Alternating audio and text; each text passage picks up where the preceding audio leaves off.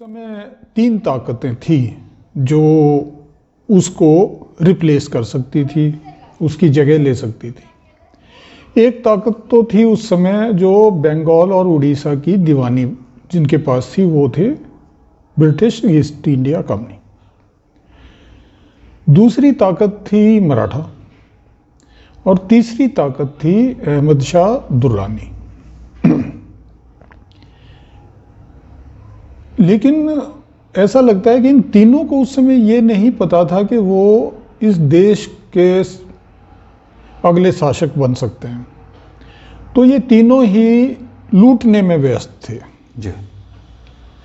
मराठे जो थे वो उनको, जैसा कि हम पहले बात कर चुके हैं कि बादशाह ने उनको दीवानी के अधिकार दे दिए थे। अपनी जो खालिसा ज़मीनें थी हरियाणा, गंगा दोआब वगैरह की, और उस तरफ ईस्ट इंडिया कंपनी जो थी वो बंगाल और उड़ीसा की दीवानी ले चुकी थी।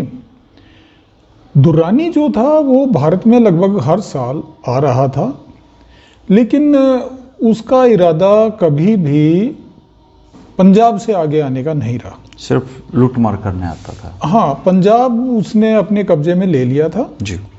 लेकिन पंजाब से आगे आने की उसकी इच्छा नहीं थी। पंजाब से आगे वो सिर्फ उगाही के लिए आता था। जी। दिल्ली में मुगल शासक की तो कोई वैल्यू नहीं रह गई थी। वो कहते थे बादशाह आलम अज दिल्ली ता पालम, यानी दिल्ली से पालम तक की उसकी सत्ता बची है। लेकिन उसके जो ये खालिसा ज़मीन थी हरियाणा, गंगा दोआब, फिर नवाब थे अवध का, तो ये सब अपना इन्फ्लुएंस बढ़ाने के लिए लगे हुए थे।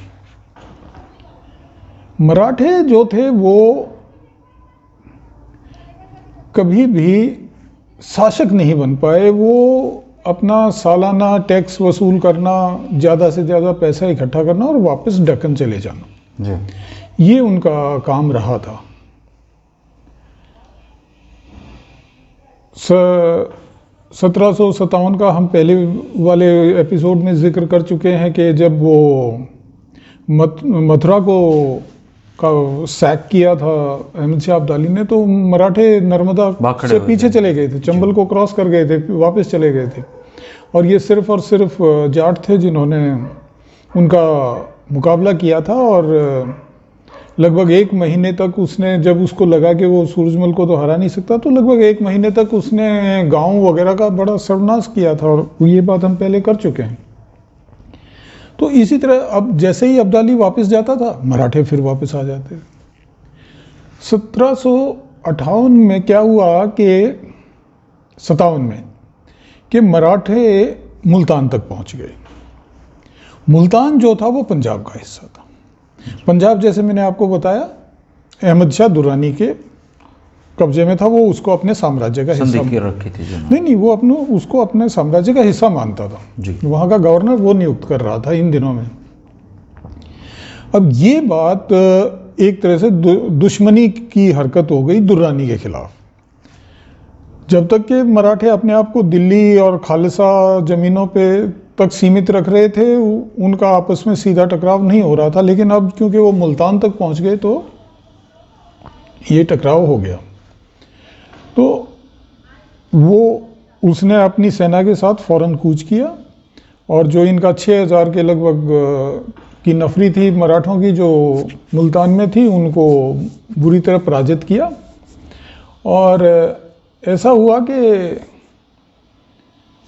अच्छा, तो वो लोग वहाँ से भाग के आए। उनके कपड़े भी उन्होंने उतरवा लिए थे और उनको सिर्फ लंगोट बांध के वो लोग लंगोट में भाग के आए थे। कहाँ से? ये मुल्तान से मराठे उनको उन्होंने वापस भगाया था। तो ये जब उधर हो रहा था तो अपने एरिया में क्या हो रहा था, अपना फोकस तो अपना एरिया था। तो अपने एरिया के अंदर जैसा मैंने बताया, अप्रैल 57 में दुर्रानी वापस जाता है। दुर्रानी वापस जा रहा होता है तो सोनीपत के आसपास गांव उसको फिर से लूटा जाता है। उसके कारवान को लगभग 28,000 ऊँट और बैलगाड़ियाँ थी जो उन पे लाद के सामान ले जा रहा था। तो उनका वो काफ़ी हिस्सा लूटा भी जाता है। और उसके पीछे पीछे मराठे आ जाते हैं। मराठों से भी अपने इलाके में संघर्ष करते हैं गांव। और 58 का जैसे मैंने बताया कि वो मुल्तान तक पहुंचे और मुल्तान से उनको वापस भगा दिया और उनके पीछे पीछे दुर्रानी बढ़ता हुआ आया। अब ये पहला युद्ध हो गया हिंदू वर्सेस मुस्लिम, अच्छा। जिसको पेशवा ने प्रस्तुत किया इस वक्त कि भी अब हम इनसे लड़ने जा रहे हैं।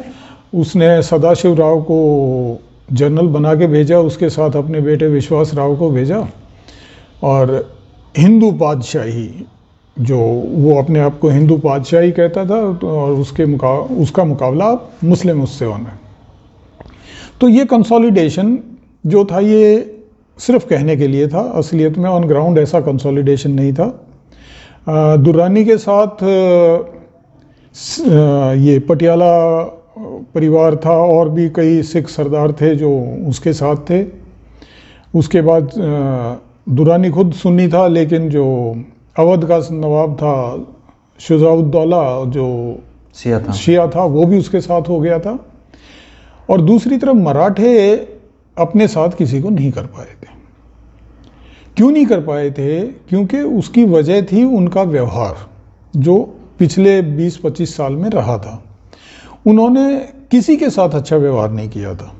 पूरे हिंदुस्तान में ऐसा कोई आपको नहीं मिलेगा उस समय का राज जिसके साथ, या उस समय का समाज जिसके साथ मराठों ने अच्छा व्यवहार किया। तो उनकी हार का एक कारण तो यही था, सबसे बड़ा कारण तो यही था। ऐसे आदमियों को कौन साथ देगा? कोई साथ नहीं देगा। तो जहाँ तक तो राजस्थान के राजा सवाल थे वो तो लगभग सारे के सारे ही उनसे अलग हट गए थे।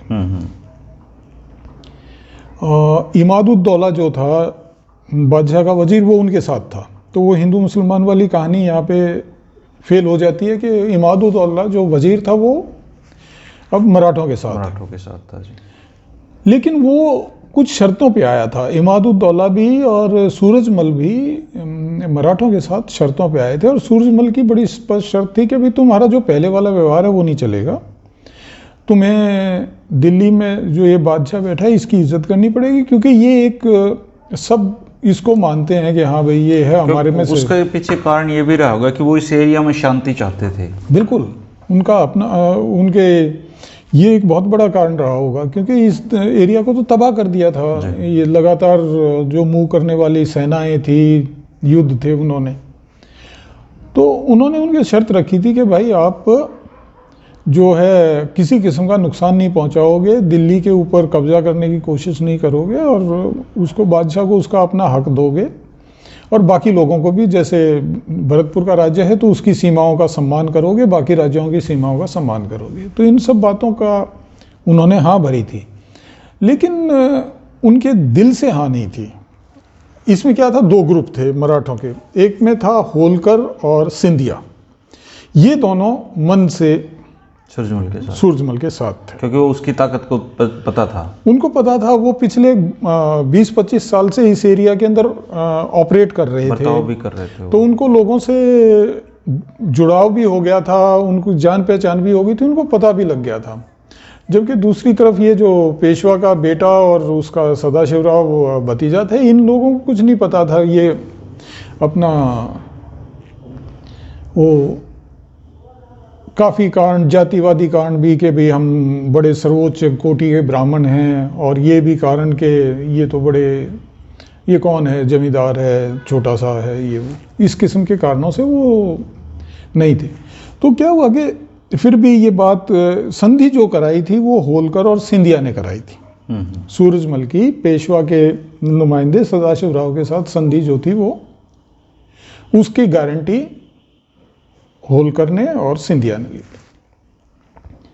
दिल्ली में जब उन्होंने लाल किले को तहस नहस किया, दीवाने खास की छत में जो, वो तो भूखे मर रहे थे उस समय, तो रसद तो काट दी थी अब्दाली ने। ना, उस समय तो कोई रसद नहीं कटी थी। तो वो तो उन्होंने दीवारों से चांदी की परतें उतरवा दी थी। हाँ, उस समय तक तो अब्दाली जो था वो सतलुज के पश्चिम में ही था। सतलुज भी क्रॉस नहीं की थी उसने उस समय तक। तो ये तो एक गलत धारणा वो बना रखे हैं। अच्छा, उनका मतलब बेईमानी से उन्होंने दीवाने खास को उजाड़ा था। उनकी आदत थी, वो घोड़े पे अपने सिर्फ कपड़े पहन के आते थे, बाकी यहीं पे रात को जब वो रात गुजारते थे तो लोगों से लकड़ियां मंगवा के, रात सर्दी की रातें होती थी तो ऐसे, और उस घोड़े के ऊपर लाद के लेके जाते थे वापस। ये उनके एक आम सैनिक की बात कर रहा हूँ। तो उनके जो सरदार थे उनका आप अंदाज़ा लगा सकते हो उनका कैसा व्यवहार था।